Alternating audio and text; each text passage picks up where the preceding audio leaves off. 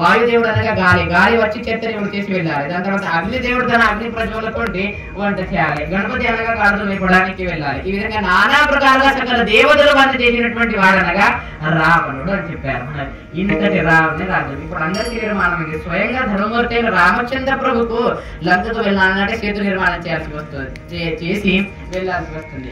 కానీ హనుమంతులు ఆ విధంగా కాదు. కరోని ఉడ్డాన కేవే లంకేసి శోధన, ఒకటే ఉడ్డానంతో నేరుగా అలాంటి లంక లోపల వెళ్ళారు. మరి అలాంటి లంక లోపల వెళ్ళిన తర్వాత ఏ లంక లోపలైతే వెళ్ళారో, ఏ లంకకైతే రాజు రావణుడు అలాంటి ఒక రావణ గడ్డాన్ని కాల్చి వచ్చినటువంటి సామర్థ్యం ఎవరికి ఉందనగా కేవలము ఆంజనేయ స్వామి. ఇంతటి సామర్థ్యము ఆంజనేయ స్వామి దగ్గర ఉంది.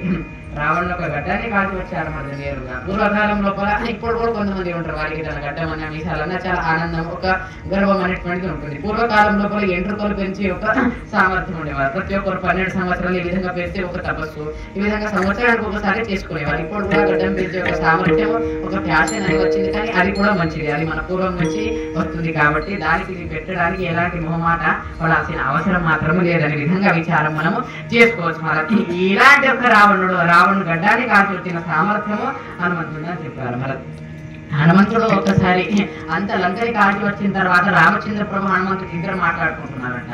ఇద్దరు మాట్లాడుతున్నప్పుడు రామచంద్రుడు అడిగారు, హనుమ ఏంటి ఏమైంది? రావణుడు గడ్డం కాల్చావంట కదా, లంకని కూడా కాల్చావంట కదా, ఇంత సామర్థ్యం ఇంత బలం నీ దగ్గర ఎక్కడి నుంచి వచ్చింది? ఇంత కార్యం ఎలా చేయగలిగావు నువ్వు అని అడిగారు. అప్పుడు హనుమంతుడు అంటున్నాడు, లంకని కాల్చింది నేను కాదు, లంకని కాల్చింది ముగ్గురు అంటున్నారు. ఆ ముగ్గురు ఎవరు లంకని కాల్చింది? ఆప్కా ప్రతాప్, సీతమయ్య కథ और मेरा बाप, ఈ ముగ్గురు కలిసి లంకని కాల్చారు. రామచంద్రుడు ఆశ్చర్యం అయిపోయారు. ఈ విధంగా మొదటి విషయం ఆప్కా ప్రతాప్, మీ ప్రతాపం ఆ విధంగా ఉండేది స్వామి, మీ ప్రతాపం వల్లనే సగం లంక కాలిపోయింది. ఒకటో విషయం. దాని తర్వాత సీతమ్మ వారి యొక్క తాపము, సీతమ్మ యొక్క తాపం ఉండేది మహాదంత మనసు లోపల, దానివల్ల కాలిపోయింది. అందరికంటే ముఖ్య పాత్ర పోషణ, ముఖ్య పాత్ర ధరణ నా తండ్రి మేరా బాప్ అన్నారు. మరి ఎవరు? హనుమంతుడు ఎవరు? వాయు యొక్క అంశం, వాయుపుత్రుడు ఆంజనేయ స్వామి మనం అందరం అంటున్నాం. హనుమంతుడికి ఏమంటాం? మనం అందరం వాయుపుత్రుడు అంటున్నాం. ఇది నిజమే ఉంది. మన వాయు యొక్క అంశం అనగా హనుమంతుడు అంటున్నారు, నేను నా తోకకు ఈ విధంగా భయంకరంగా మంట తగిలింది, తగిలిన తర్వాత నేరుగా లంక పైన వెళ్ళి నేను నిల్చున్నా. ఆ గాలి వచ్చింది, గాలి వచ్చిన తర్వాత మంట అనేటువంటిది లంకకు తగిలింది. నేను చేసింది ఏమీ లేదు ఇక్కడ. ఇంతటి ఘనకార్యం చేసిన తర్వాత కూడా అణు మాత్రం కూడా గర్వం లేదని చెప్పారు. ఇంతటి బలశాలి అయినటువంటి వారు ఆంజనేయ స్వామి. అలాంటి ఆంజనేయ స్వామికి ఇంత బలం రావడానికి కారణం ఏంటి? నానా ప్రసాదంగా కారణాలు చెప్పారు. మరి ఇంత బలం రావడానికి హనుమంతునికి కారణం ఏంటి? ఒకటవ కారణం హనుమంతుడు చెప్తున్నా స్వయంగా. హనుమంతుడికి ఇంత బలం ఎందుకు? హనుమంతుడు ఇంతటి పెద్దటి ఘనకార్యం చేయడానికి ఇంత బలానికి అధిపతి అయినటువంటి కారణం, ఒకటవ కారణము రుద్రుని యొక్క అంశం కాబట్టి, మహారుద్రుని యొక్క అంశం కాబట్టి అని చెప్పారు. రుద్రుడు ఏ విధంగా ఉంటాడు? ఆది అతనితోనే అంత్యం అతనితోనే. ఆదియోగి అంటున్నాం, అలాంటి పరమశంకరుని అవతారం అని చెప్పారు. అంజనీచ తపాసాఠి మహారుద్ర ఆలేకోటి, ఈ విధంగా విచారము మనందరికీ ఉంది. మరి అలాంటి అంజని మాత తపస్సు కోసము స్వయంగా హనుమంతుడి అవతారము జరిగిందని చెప్పారు. అలాంటి రుద్రుని యొక్క అవతారము కాబట్టి, హనుమంతుని దగ్గర అత్యంత బలం ఉందని చెప్పారు. మనకు అత్యంత బలం ఉందని, బలం విషయానికి నానా బలాలు ఉన్నాయని చెప్పారు. మన రుద్ర విషయంలో బలం మనం ఒక దగ్గర శారీరక బలం చూపించుకోవచ్చు, ఒక దగ్గర మానసిక బలం చూపించుకోవచ్చు, ఒక దగ్గర వాక బలం చూపించుకోవచ్చు. నానా ప్రకారంగా బలం అనేటువంటి ఉంటాయి. మొదట శారీరక బలం అనగా మనందరికీ మొదటగా శారీరక బలమే కనిపిస్తుంది. మన శారీరకంతో ఉన్నటువంటి ఒక బలం కనిపిస్తుంది. శారీరంతో ఏ విధంగా ఉన్నారు? ఒక నలుగురి కొట్టడము, ఒక 40 మందిని కొడతాడనేటువంటి సామర్థ్యం ఎవరి మనసు లోపలైతే ఉంటుందో దీనికి అంటారు శారీరక బలం. అలాంటి శారీరక బలం ఉండడం పెద్దది కాదు. శారీరక బలం మన అందరికి ఒక ఆహోభం ఉంది. మన పూర్వం నుంచి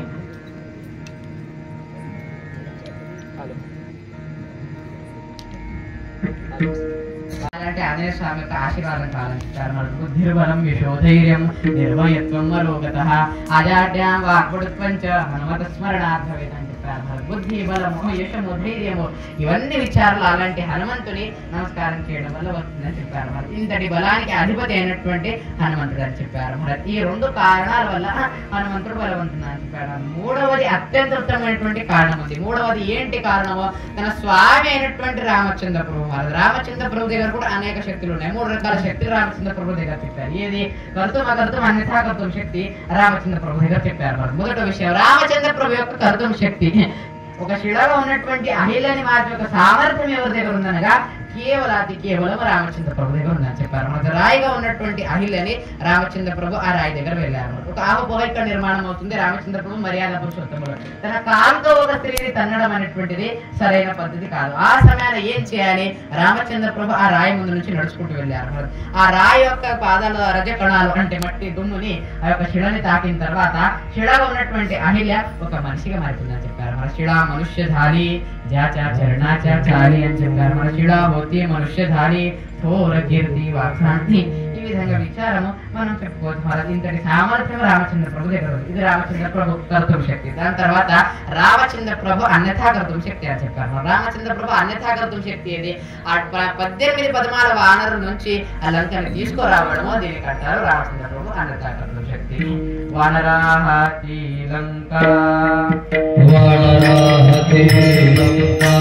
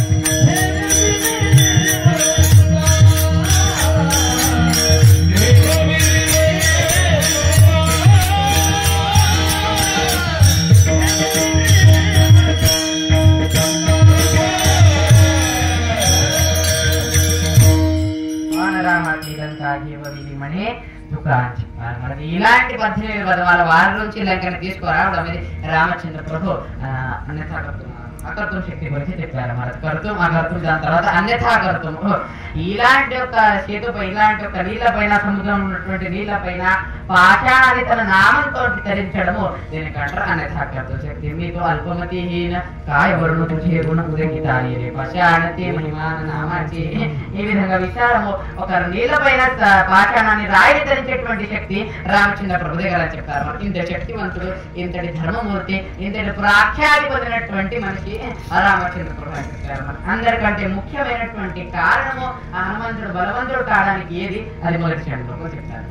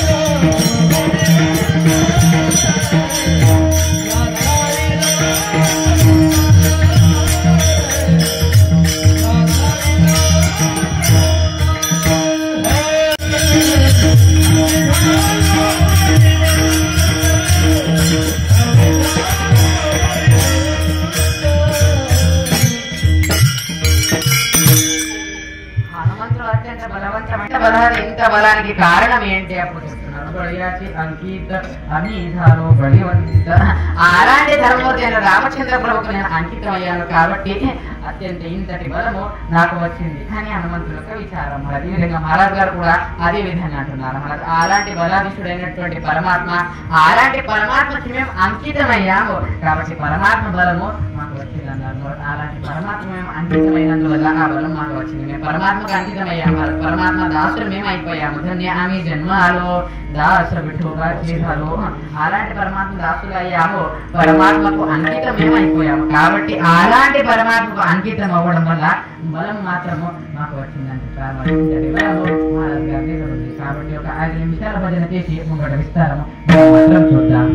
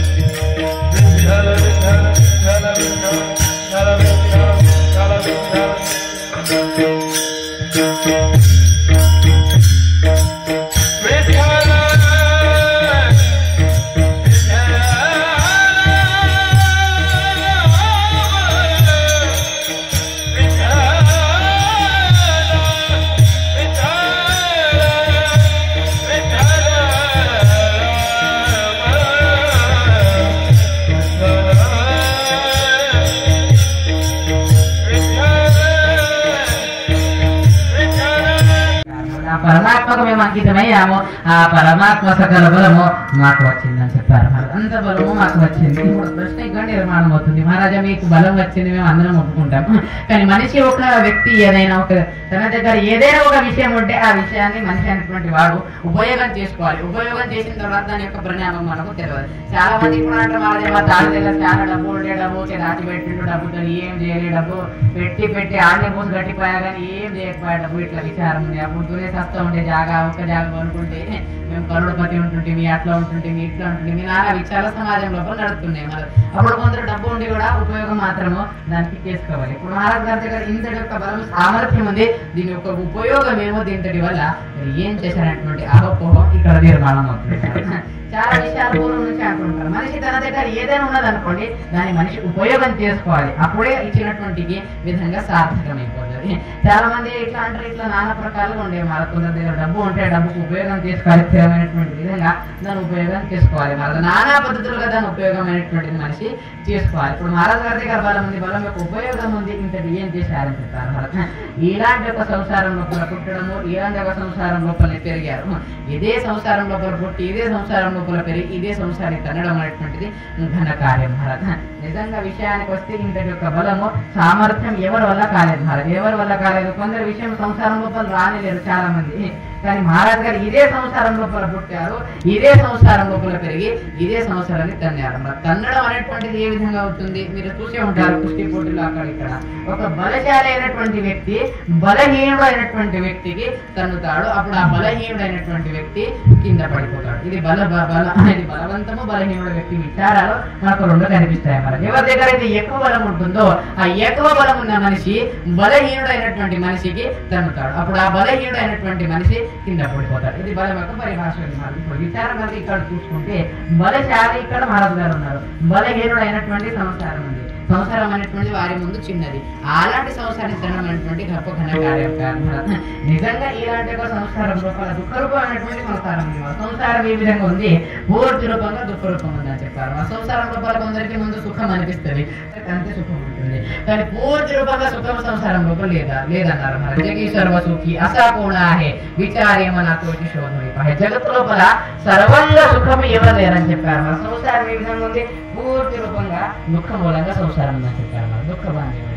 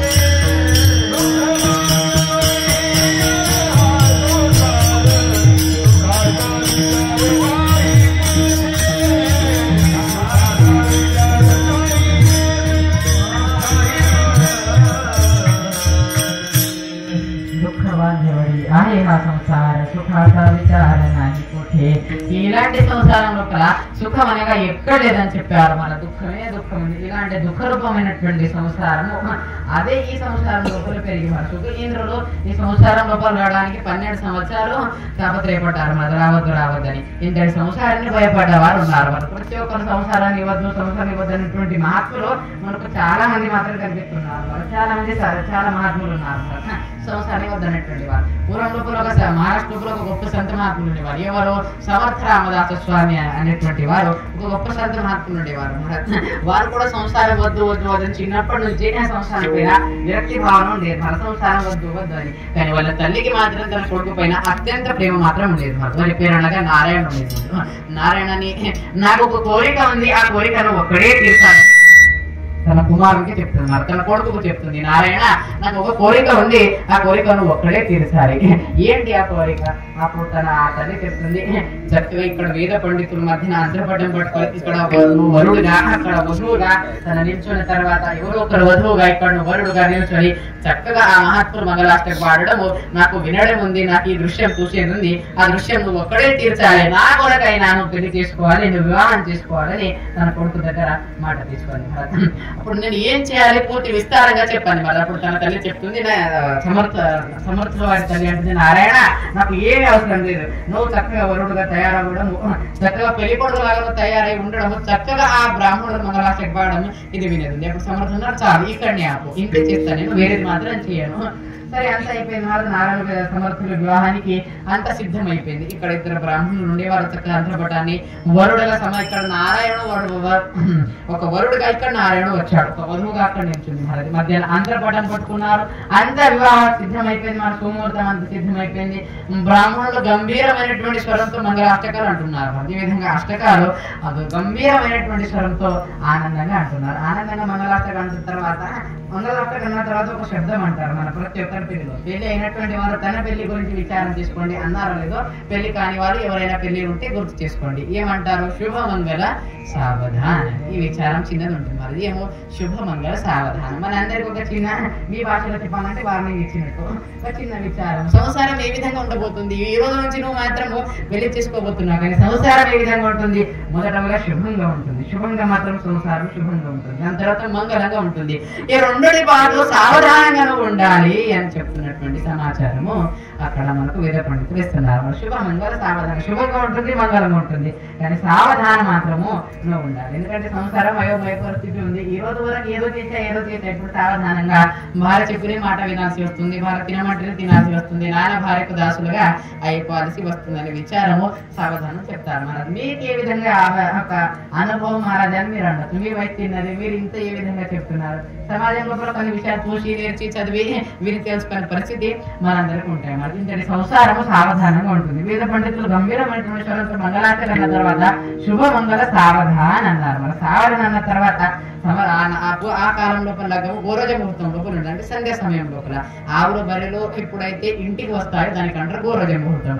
ఆ ముహూర్తంలో లగ్గం ఉండేది. మరి సంధ్యా సమయం పూర్వం లైట్ లేకుండా ఏం లేకుండా వేద పండితులు ఎప్పుడైతే శుభమంగళ సావధాన్ అన్నారో ఆ సావధాన్ అన్న తర్వాత సమర్థులు నేరుగా పారిపోయారు. మరి నేరుగా పారిపోయారు. తన సాధన చేస్తూ నేరుగా వెళ్ళిపోయారు. మరి తన తల్లి మాట కూడా పూర్తి చేశారు. ఏమంది తల్లి? నీకు వరుడుగా చూసేది ఉంది, బ్రాహ్మణుడు మంగళాష్టకాన్ని నాకు వినేది ఉంది, ఇంత మాత్రం పూర్తి చేశారు. కానీ సావధానం అన్న తర్వాత నేరుగా వెళ్ళిపోయారు. మరి ఇంతటి చాలా మహాత్ములు ఉన్నారు సంసారాన్ని భయపడ్డవారు. కానీ అదే సంసారాన్ని యొక్క పుట్టి అదే సంసారం చేస్తూ ఇలాంటి ఒక సంసారాన్ని నేను తన్యాను చెడుగుల బాలకు నేను త్యాగం చేశానని రెండో క్షణంలో కల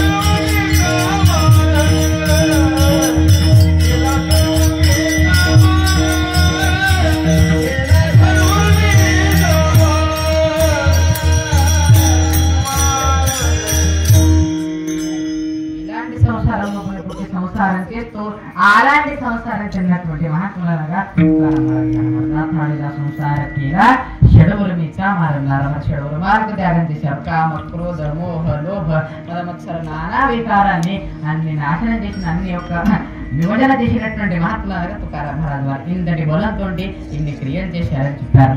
ఇంతటి బలంతో ఏమి క్రియలు చేశారు, ఏం చేశారనగా ఈ విధంగా చేశారు. ఇంతటి ఒక సంసారాన్ని మేము తన్నేసామని చెప్తారు. ఒక 5 నిమిషాల భజన చేసి ముంగటి విస్తారం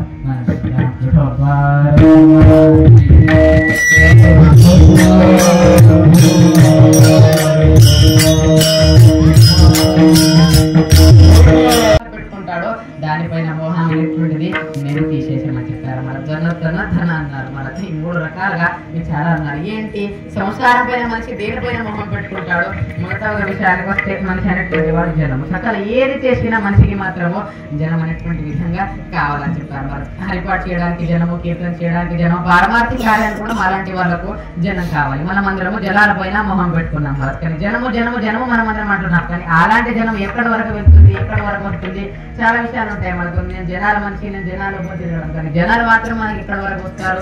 ధనాని భూమో పశువేచ గోష్ఠ్య భార్య ద్వారే జనశ్మశాన దేహచితాయం పరలోక మార్గై కర్మాణి గోపత్యంతి జీవైకః. జనం ఎక్కడి వరకు వస్తుంది, కేవలం శ్మశాన భూమి వరకు మన కోసము జనం మాత్రం వస్తుంది. దాని తర్వాత ముంగట విచారము మన ఏకాంతమే మనకి చేయాల్సిన పరిస్థితి మాత్రం ఉంది. మనకి ఇంతటి జనం పైన విశ్వాసం ఉంది. అలాంటి జనం పైన మేము తిరిగించామని చెప్పారు. మన దాని తర్వాత ధనము, మనిషి అనేటువంటి వారికి జనం పైన చాలా ధనం పైన చాలా ఆశ ఉంది. ప్రతి ఒక్కరు ధనం పైన, తన దేహం పైన చాలా ఆశ మనిషి పెట్టుకుంటున్నారు. మనం ఇలాంటి దేహం ఏ విధంగా ఉంది కాస్త దీని గురించి విచారించేయండి. మనం ఇంతటి దేహానికి మనం ఎంత రక్షణ తీసుకుంటామో, చలి వచ్చిన తర్వాత దాన్ని కాపాడడానికి గరం బట్టలు మనం అందరము చక్కగా వేసుకుంటాం. ఏది కొంచెం అయిన తర్వాత మనం నిత్యంగా పరిగెత్తాం, ఆసుపత్రికి పరిగెత్తాం. మన దేహాన్ని ఇంత కాపాడుకుంటామో ఇంత చక్కగా మన దేహాన్ని మనం చూసుకుంటాం. కానీ ఆ దేహం మాత్రం ఎప్పుడు ఉంటుంది, ఎప్పుడు వెళ్ళిపోతాల్సిన పరిస్థితి మాత్రము మనకు తెలియదు. మన నాశివంత దేహ నాశీల జాన, ఇవి కూడా అన్నారు. మన నాశివంత దేహ జానాలే చక్కగా. ఈ విచారం కూడా మనందరికీ తెలిసినటువంటిది. ఈ దేహం ఎప్పుడు వెళ్ళిపోతుందనే నమ్మకము లేదు. మనం ఇంత దానికి తీసుకున్నాం. కానీ దేహం పైన మోహం అనేటువంటిది మన అందరికీ చాలా ఉందని చెప్పారు. దాని తర్వాత ధనము, డబ్బు పైన ప్రతి ఒక్కరి విశ్వాసము ధనం అనేటువంటిది మన అందరికీ ఉంది. ధనము కావచ్చు, బంగారం కావచ్చు, సకల ఏ కథనం వస్తుంది.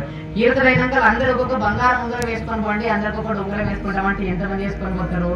అందరూ వేసుకొని పోతారు. మరి ఒక మనిషికి అన్నాడు మహారాజా 2 గంటలు వచ్చినావు, కీర్తన చెప్పినావు, సకాయించిపోయినావు, మా ఉంగరమి నువ్వు వేసుకొని ఒకరు మాత్రం అన్నారు. మరి ఉంటే మా ఉంగరమి గుంచుకునే పరిస్థితి ఇప్పుడు ఉంది. మరి ఎందుకంటే బంగారం పైన అంత విలువ ఉంది. ఎంత 72,000 ఇంత బంగారం యొక్క విలువ నడుస్తుంది. మరి ఇంతటి బంగారం విలువ మీకు మాకు అందరికీ ఉండదు. మరి ఒక 2 గంటలు నిలబడ్డం, ఇంత కష్టం చేసిన మా ఉంగరం తీసుకునేటువంటి వారు లేరు. కానీ మహారాజా నీ దగ్గర ఉంగరం ఉంటే మాకు ఇచ్చి మేము తీసుకోబోతున్నటువంటి విచారము బంగారం పైన ఆశ మనకు మాత్రము ఉంది. మరి ఎందుకంటే బంగారం పైన దీనిపైన ఆశ మనందరికీ చాలా ఉంది. ఒక మనిషి జేబులో నుంచి బంగారం పడిపోయింది అనుకోండి, ఆ మనిషి మన కళ్ళ ముందు ఉన్నాడు, అయినా కూడా బంగారం మాత్రం మనం ఇస్తామా, జేబులో వేసుకుంటామా? నిజం చెప్పాలి. మనిషి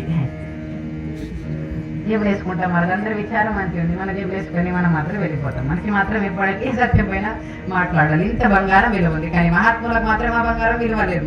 ఒక చిన్న విషయం అడుగుతుంది, సమాధానం చెప్పండి. ఇప్పుడు మట్టి మనందరికీ తెలుసు, మట్టి అఖండంగా దొరుకుతూ ఉంటుంది. మట్టి విలువ ఎక్కువనా, బంగారం విలువ ఎక్కువనా?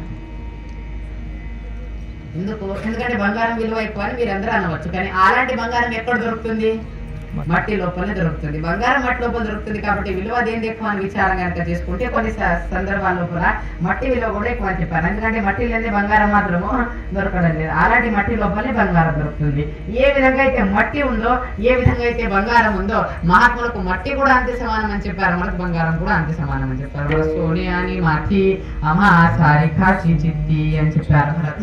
सोने रूपी आमा मृत्यु के समान माणी के पाषाण खड़े से ఏ విధంగా అయితే బంగారం ఉంటుందో ఆ విధంగా మాకు మట్టితో సమానం అని చెప్పారు. మరి దేవుడు మహాత్ములు. మాట అంటే మీకు కాదు, మాకు కాదు. నేను కూడా ఇదే సంవత్సరం లోపల బతుకుతాను, మేము కూడా ఇదే సంవత్సరం లోపల ఉన్నాం. మరి కీర్తన అయినాక 4-5 ఇస్తే ఇంకా 5 ఇస్తే బాగుండే, నాకు మా మనసు అనిపిస్తుంది. విచారం విధంగా నడుస్తున్నారు మరి. కానీ ఏ విధంగా అయితే బంగారం ఉంటుందో, ఆ బంగారం ఏ విధంగా అయితే బంగారం ఉందో ఆ విధంగా మట్టి విలువ కూడా మాకు అని చెప్పారు. మరి మహాత్ములకు దేనిపైన ఆశ అనేటువంటిది లేదని చెప్పారు. మరి దేనిపైన మోహం లేదు, దేనిపైన ఆశ మాత్రం లేదని చెప్పారు. మరి పెద్ద పెద్ద రాజులకు ధిక్కారం చేసినటువంటి మహాత్ములు ఇక్కడ ఉన్నారు. తుకారాం మహారాజ్ గారికి మహారాష్ట్ర దేశమైనటువంటి ఛత్రపతి శివాజీ మహారాజ్ తన గడం పైన కీర్తన చేయడానికి పిలిచారు. అయినా కూడా ఆ మహారాజ్ గారు వెళ్ళలేదు. నేను ఆ పండుగ ముందే నాకు హరికథని చేస్తాను, నేను అక్కడ రాలని రాజులకే ధిక్కారం చేసినటువంటి మహాత్ములు ఉన్నారు. ఏ నిజమైనటువంటి మహాత్ములు ఉన్నారో ఆ నిజమైనటువంటి మహాత్ములు తన జీవితం లోపల పెద్ద పెద్ద రాజులకే ధిక్కారం చేసినటువంటి మహాత్ములు ఉన్నారు. అప్పుడు ఒక మనిషి మహాత్ముల దగ్గర అడిగారట, మహాత్ములారా మీరు అంత నిజం ఉంది కానీ రాజులకు పెద్ద మనుషులకు మీరు ఎందుకు ధిక్కారం చేస్తారో, రాజుకు గౌరవం ఇవ్వాలి, రాజులకు ఎందుకు మీరు ధిక్కారం చేస్తారని అడిగాడట. అప్పుడు ఒక మనిషి చెప్పాడు, ఈ రాజులు కాదు ఆ ఇంద్రుడే మా ముంగడ బిచ్చేవాడు సమానం ఉన్నాడు, ఈ రాజులు ఎక్కడ వరకు మనకు ఉంటుంది చెప్పండి అన్నారు. మన ఈ రాజులు కాదు స్వయంగా ఇంద్రుడే మా ముంగడ బిచ్చేవాడు ఉన్నాడు చెప్పారు. మన తుకారాం మహారాజ్ కూడా ఒక దగ్గర అంటారు, ముంగి అని రావు అమ్మా సారీ ఒక చిన్న చీమ కావచ్చు రాజు కూడా కావచ్చు, రెండు కూడా మాకు అదే విధంగా సమానం ఉన్నాడు. మరి ఇంద్రుడే మా ముంగట బిచ్చేవాడు ఉన్నాడు అని చెప్పారు. మరి ఎందుకు మేము బ్రహ్మానంద రసాన్ని తాగుతాం కాబట్టి, ఆ బ్రహ్మరసం మా దగ్గర ఉంది కాబట్టి ఇంద్రుడే మా ముంగట బిచ్చేవాడు అంటున్నారు. ఇంద్రుడే మేము ముంగట బిచ్చేవాడు నిజమే ఉంది ఒప్పుకున్నాము. తులసిదాస్ మహారాజ్ గారికి ఒక మనిషి వెళ్ళి అడిగాడట, మహారాజా నిజమే ఉంది ఇంద్రుడు మేము ముంగట బిచ్చేవాడు ఉన్నాడు, మేము అందరం ఒప్పుకుంటేవి, కానీ మీ దగ్గర అంత ఐశ్వర్యం ఏముంది, ఇంద్రుడి దగ్గర సకల ఐశ్వర్యం ఉంది, మీ దగ్గర ఏముంది, ఐరావతం ఉందా, మీ దగ్గర ధనం ఉందా, ఏముంది నాకు చెప్పండి ఒకసారి, మీ దగ్గర ఏముంది అని తెలుసుకోవాలని నాకు ఉంది. అప్పుడు తులసిదాస్ మహారాజ్ గారు అంటున్నారు, తీనటుకు కోపి నామే అరుభాజీ బినలోన, తీనటుకు కోపి నామే అరుభాజీ బినలోన, తులసి ఉరే రఘువీర ఇంద్ర బాపుడా కోన. మా దగ్గర ఏముంది నాయన, ఏమి లేదని చెప్పారు. మరి ఏముంది, తీనటుకు కోపి నామే, 3 తుగుడలు బట్ట ఉంది నడుము కట్టుకోవడానికి లంగోటిలాగా, 3 తుగుడలు బట్ట ఉంది, ఉప్పు లేకుండా కూర రోజు తినడానికి మాత్రం దొరుకుతుంది, ఇంతే మా ముంగట ఉంది. అయినా కూడా ఇంద్రుడు మా ముంగట ఇచ్చేవాడు, ఎందుకు మా మనసులో భగవంతుడు ఉన్నాడు మా బ్రహ్మరసం కాబట్టి. సేవితో హరస అన్నారు కదా, సేవితో హరస వాటి ఆ బ్రహ్మరసము మా దగ్గర ఉంది కాబట్టి స్వయంగా ఇంద్రుడు కూడా మా ముంగట బిచ్చేవాడు ఉన్నాడు అని చెప్పారు. స్వయంగా ఏ భగవంతుడు దేవాలకు రాజులైనటువంటి ఇంద్రుడు కూడా మా ముంగట బిచ్చేవాడు ఉన్నా చెప్పారు. మన బ్రహ్మానంద రసత్వ మన చోదిన ఇంద్రోపి రంగమద్భాతి కాకఠ నృపతీతక, అలాంటి ఇంద్రుడే మా ముంగట బిచ్చేవాడు అయినప్పుడు ఇలాంటి రాజులకు ఎక్కడ విచారం ఉంది చెప్పండి. కాబట్టి నిజమైనటువంటి మహాత్ములు ఎవరికి గౌరవము ధనాధిపతి ఆచరైనటువంటి మహాత్ములు అనగా మహాత్ములు అంటారు. కృపణ మనిషికి జిందు మనిషికి ఒక జిందు మనిషికి అనుకోండి, నాలాగా జిందు అనుకోండి, ఎందుకంటే మీకు మాత్రం చెడు ఉదాహరణ చెప్పరికి రావు, బొంగ మాకు పేరు పెట్టి మానజని మీకు అంటారు. మీరు చాలా ఉదాహరణ మనుషులు నాకు తెలుసు, కీర్తన కాగానే ఇట్టి సాధారణ పాకెట్లో పెట్టి ఇచ్చేటువంటి మనుషులు మీరు అందరూ, కానీ మేము జింద అనుకోండి. అలాంటి జిందు మనుషులకు ఏ విధంగా భగవంతుడు ధనం అనేటువంటి ఇష్టం అవుతుందో ఆ విధంగా మహాత్ములకు దేవుడు అనేటువంటి వాడు ఇష్టమవుతాడు. మన సర్వభావి లోభ్య ఆవడి ధన నారాయణ దైసాపరి, ఏ విధంగా కృపణ మనిషికి డబ్బు ఇష్టం అవుతుందో ఆ విధంగా మాలాంటి ఒక మహాత్ములకు దేవుడు ఇష్టం అవుతాడని చెప్పారు. మన కృపణ మనిషి అంటే జిందు మనిషి, కృపణ ధనలో వస్తే సుభార్య నాకు నచ్చింది. ఒక కృపణ మనిషికి ఒక సందర్భంలో తన భార్య కూడా డబ్బుని అంట. ఇంతటి కృపణ మనిషికి డబ్బు పైన ఆసక్తి అనేటువంటిది ఉంటుంది, అలాంటిది మాత్రం ఆ భగవంతుని వస్తాడు.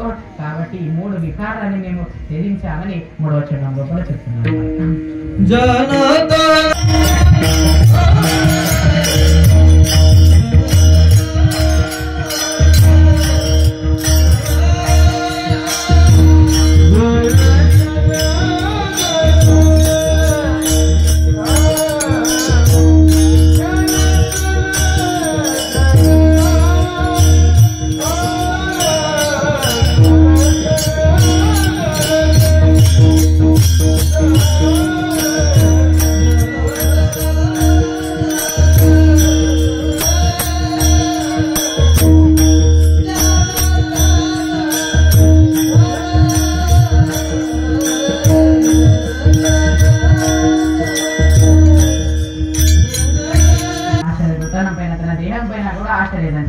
నిజమైనటువంటి భక్తులు తన దేహం పైన ఏ విధంగా ఉన్నారంటే ఉదాసంగా ఉన్నారని చెప్పారు. మనకు ఉదాసం చెప్పారు. మన దేహం పైన ఉదాసం ఉన్నటువంటి వారు నిజమైనటువంటి భక్తులు. దేహం పైన కూడా వారికి ఆశ లేదు, ధనం పైన దేనిపైన ఆశ లేనటువంటి వారు అనగా నిజమైనటువంటి మహాత్ములు. ఇవన్నీ ఆశలు తెంచినటువంటి అన్ని కూడా తృణంతో సమానం మేము చేశామని విచారం ఉంది. మా దగ్గర ఇదంటే నిజం ఉంది, మేము ఒప్పుకున్నాం. మీరు ఇంత చేశారు, ఇన్ని కార్యాలు మీరు అనేటువంటి చేశారు, ఇన్ని కార్యాలు మీరు అనేటువంటి వారు చేశారు చేశారు. కార్యాలు చేసినటువంటి తర్వాత మీకు దొరికింది ఏంది? ఒక కార్యం చేసినటువంటి ఒక ఫలం అనేటువంటి దొరుకుతుంది కదా, అది ఏంటి? నిజంగా మహారాజ్ గారు ఇక్కడ చెప్పారు, కానీ వారు మహాత్ములు. మనిషి దగ్గర మహాత్ములకు చాలా తేడా ఉందని చెప్పారు. మనం మాత్రం ఏదైనా చేస్తే దానికి అతి తొందరగా ఫలం అనేటువంటిది మనం ఆశిస్తాం, కానీ మనం మాత్రము ఆశించదు అని చెప్పారు మహారాజ్. మనం చేసిన తర్వాత మనకి ఏం కావాలి ఇది ఆలోచించే అర్హత మనకు లేదని చెప్పారు మహారాజ్. కర్మణ్యేవాధికారస్తే మా ఫలేషు కదాచన. కర్మం చేసే యొక్క పని మాది, మరి ఏ పని చేయాలి అది ఆ పని మాత్రం మనది ఉంది. కర్మం దొరకాలి, దాని తర్వాత ఫలం దొరకాలి, ఇది ఆశించే పని మనది కాదని చెప్పారు. కాబట్టి పని మాత్రం మనం యథావిధిగా చేస్తూ ఉండాలి. మనిషి పుట్టిన తర్వాత తన కర్మాలు తను చేస్తూ ఉండాలి. ధర్మ కార్యాల లోపల కావచ్చు, మంచి ఇలాంటి పవిత్ర కార్యాల లోపల కావచ్చు, తల్లి పని మాత్రము తను చేస్తుండాలని చెప్పారు. మన యథావిధిగా కార్యక్రమం మాత్రం బ్రహ్మాండంగా నడుస్తుంది. ఒకరి ఆధారం మీద ఈ మందిరం నిర్మాణం అయింది, కార్యక్రమం కూడా వారి వల్ల నడుస్తుంది. విచారము, దాని తర్వాత 3 గ్రామాల యొక్క సహకారము, అనేక సహకారం వల్ల, అనేక జనాల వల్ల, అందరి వల్ల ఈ కార్యక్రమం అనేటువంటి చక్కగా నడుస్తుంది. ఇలాంటి ధర్మ కార్యం లోపల మనిషి అనేటువంటి వాడు సహాయం చేయాలి, మరి సహాయం చేయాలి. ఎందుకంటే అది కాదు ఇది కాదు నానా ద్వేషాలు ఇవన్నీ ధర్మ కార్యాల లోపల విడిచిపెట్టాలి. మనిషికి భవబంధనాలు క్లేశాలు అనేటువంటివి ఉంటాయి, కానీ ధర్మ కార్యాల లోపల రానివ్వకూడదు. ఎందుకంటే ధర్మ కార్యాల లోపల మనిషి అనేటువంటి వాడు ఒక్కడి అన్ని విచారం చేయాలి, మరి అన్ని విడిచిపెట్టాలి. మనం అందరం భగవంతుని పిల్లలము, ఆనందంగా ఇలాంటి కార్యక్రమాల లోపల ముందు వెళ్ళాలి. క్లేశాలు అనేటువంటివి కొంచెం మాత్రమే పక్కన పెట్టాలని చెప్పారు. మరి భవ్యంగా దివ్యంగా మనం మాత్రము మందిరాన్ని ఆనందంగా నిర్మించుకున్నాం. ఇలాంటి ధర్మ కార్యాలు కావడం వల్ల ప్రయోజనం ఏంటి ఉంది మహారాజానికి ఒక చిన్న విచారం ఉన్నారు. ఈ ధర్మ కార్యాలు నడుచున్నప్పుడు మనం అందరం ఏ విధంగా ఉంటాం? ఆనందంగా ఉంటాం. అది ఇలాంటి సప్తాల లోపల చూడండి, ఒక ఇంటి లోపల పెళ్లి ఉంటే ఆ ఇల్లు మాత్రమే సందడిగా ఉంటుంది, కానీ సప్తా ఉంటే మాత్రం గ్రామమే సందడి వెళ్ళిపోతుంది. ధర్మ కార్యాల వల్ల అందరు ఏకత్రం అవుతాం. ధర్మం యొక్క చర్చ ఎక్కువ అవుతుంది, అందరు ఏకత్రం అవుతారు, అందరు కలుస్తారు. ఇలాంటి విచారణ కార్యక్రమాలు ఉండే మనిషి అనేటువంటి వాడు తన ధర్మం కొరకు చేయాలి. చాలా విషయాలు ధర్మం అనగా మాట్లాడడానికి సంకోచం పడేటువంటి మనుషులు ఉన్నారు. కాబట్టి సంకోచం పడ్డారు కాబట్టి ఈ రోజు ఈ పరిస్థితి వస్తుంది. ముంగడు కూడా మనకు పరిస్థితి రావద్దంటే ప్రతి ఒక్కరి దగ్గర ధర్మానికి సంకోచం లేకుండా ధర్మం గురించి మాట్లాడే ప్రయత్నం మాత్రము అందరు చేయటువంటి విచారం ఉంది. ఎందుకు ధర్మం గురించి సంకోచం పడ్డారు? చాలా విషయాలు మహారాజ్. ఇక్కడ కొందరి దగ్గర వెళ్తే పూర్వం లోపల అనేవారు, ఏముంది మహారాజు మీరు ధర్మం గురించి మాట్లాడతారు, ధర్మం ఏం ధర్మం ఉంది మీది? అరే ఏ ధర్మం ఉంది మీది? మీ హిందూ ధర్మం ఉంది, చాలా సనాతనమైన ధర్మం అని మీరు చెప్పుకుంటారు, ఇంత గొప్పదని మీరు చెప్పుకుంటారు. ఏం గొప్పది ఉన్నది? మీ ధర్మం లోపల పుట్టి మీ రాముడు ఎక్కడైతే పుట్టాడో అక్కడ మందిరం లేదు, ఏం చేశారు మీరు పుట్టి హిందువులందరూ ఏకత్రమైన ఒక చిన్న మాట అనిపించేది మహారాజ్. కానీ ఇప్పుడు మాత్రం ఇంకా గట్టిగా గర్వంగా మనం అందరం చెప్పుకోవచ్చు, మా రాముడు ఎక్కడైతే పుట్టాడో మా రామచంద్ర ప్రభుడు ఆ యొక్క సింహాసనంలో కూర్చున్నాడని మేము అందరము గర్వంగా ఆ కార్యక్రమాన్ని చెప్పుకోవచ్చు. వాళ్ళు ఉన్నటువంటి వాళ్ళందరం మనం అందరం భాగ్యవంతున్నా. ఎందుకంటే 500 సంవత్సరాల నుంచి దొరకనటువంటి కార్యాలు మన కళ్ళ నుంచి మనం చూసామంటే మన భాగ్యం మహారాజ్. మనం అందరం ఇప్పుడు ఉన్నటువంటి పీడి చాలా అంటే చాలా భాగ్యవంతులు. ఎన్నో మంది కలగని సరిపోయారు. దేనికోసము?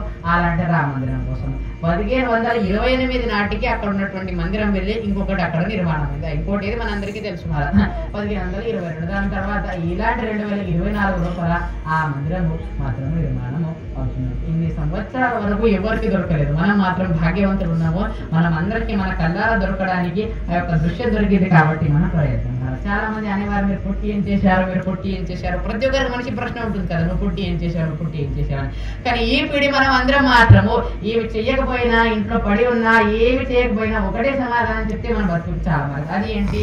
మేము పుట్టి మేము బతికి రామ మందిరాన్ని మా కళ్ళారా చూసాము అనేటువంటిది ఇది ఒకటే మా బతుకు చాలా. ఇంతటి ఒక విచారం, ఇంతటి ఘన కార్యము మనం అందరం చూసాము. కాబట్టి అలాంటి ధర్మాన్ని మా అందరూ ఏకత్రమై ఆనందంగా ధర్మం గురించి చెప్తూ ధర్మం గురించి మాట్లాడుతూ ముందుకు సాగాలి. మన ప్రతి ఒక్కరికి ధర్మం గురించి గర్వంగా చెప్పుకునే విధంగా అందరూ మాత్రము మేము అందరము యథావిధిగా ఉండాలి. ధర్మం గురించి ప్రతి ఒక్కరు గర్వంగా మాట్లాడాలి. ఎందుకంటే సనాతనమైనటువంటి ధర్మం ఏదో చిన్నపాటి ధర్మం మన అందరికీ కాదు. ప్రతి ఒక్క ధర్మానికి ఒక సమయం చెప్పేది ఉంది, ఇప్పటి నుంచి ప్రారంభమైంది. కానీ మన ధర్మం ఎప్పటి నుంచి ప్రారంభమైందంటే ఎప్పటి నుంచి అయితే సూర్యచంద్రులు ఉన్నారో అప్పటి నుంచి మన ధర్మం ప్రారంభమైంది. ఎప్పటి వరకు అయితే సూర్యచంద్రులు ఉంటారో అప్పటి వరకు మన ధర్మము ఉండబోతుంది. కాబట్టి దీని గురించి విచారణ చేసి హిందుత్వాని కోసము ప్రతి ఒక్కరు ఆరాటపడుతూ ఉండాలి. ముందు మనము చక్కగా పవిత్రమైన తర్వాత ఇంకొకరు చెప్పాలి. మనం చక్కగా నూతన బొట్టు ధరించి హిందూమయంగా మనం ఉన్నామనుకోండి, ఇంకొకరు చెప్పడానికి మాత్రం మనకు అర్హత దొరుకుతుంది. ఈ విధంగా కర్మం అనేటువంటి ధర్మం కొరకు మనం అందరం చేయాలి, ఫలం ఆశించకుండా విచారం అటువంటి చేయాలి. ఇప్పుడు మహారాజ్ గారు ఒక మంచి వచ్చాడు అంటే, మహారాజ్ అంత నిజమే ఉంది, మీరు ఇన్ని కార్యాలు చేశారు, ఇంత బలం మీదే ఉంది, చివరికి ప్రయోజనం దొరికింది ఏంటి మీకు? ఏ ఋషులు ఏ మునులు అయితే నానా తాపత్రయపడుతున్నారు, నానా సాధనాలు చేస్తున్నారు, వారికి దొరికింది నాకు దొరికింది, అదనగా ముక్తి. అలాంటి ఒక ముక్తి తలపైన కూర్చొని మేము ఆడుతున్నాము, ఇంతటి ఇవన్నీ క్రియలు ఇంతటి బలము మా శరీరం లోపల ఉందని, ఇది సాధ్యమైంది, ఇవన్నీ చేసిన తర్వాత మాకు దొరికినటువంటిది ముక్తి. అలాంటి ఒక ముక్తి తలపైన కూర్చొని మేము ఆనందంగా ఆడుతున్నాము చివరి చిన్నం లోపల అంటున్నారు.